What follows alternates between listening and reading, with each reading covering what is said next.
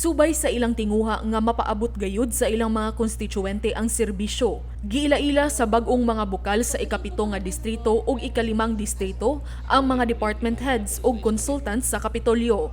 Sila si Board Member Cesar Baricuatro ug Bukal Mike Villamor uban si Bukal Glenn Soco.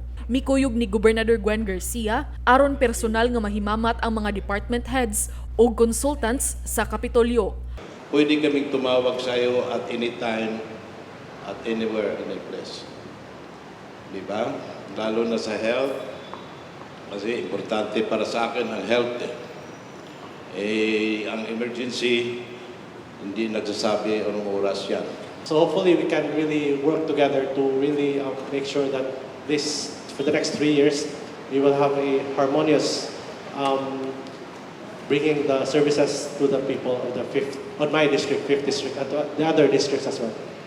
Ang department heads and consultants meeting ipahigayon matag Lunes human sa flag raising.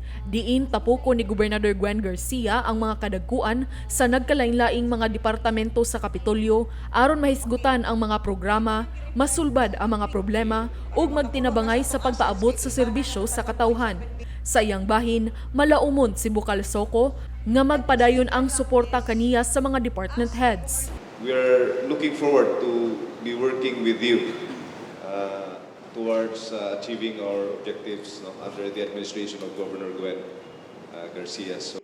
Ang mga kadagkuan sa nagkadaiyang departamento sa Kapitolyo mipasalig sa ilang 100% nga suporta sa mga bag-ong mga opisyal. For all health concerns, we will be addressing your problems in your district, and also with the BHW concern, your taxpayers or your constituents of land disputes pwede makaato sa opisina, and it pertains also sa mga real estate services, kami maghatag sa inyong serbisyo nga tiunay. Uban sa taho ni Katrina Kovalik, Paula Mendoza, Balita sa Subo.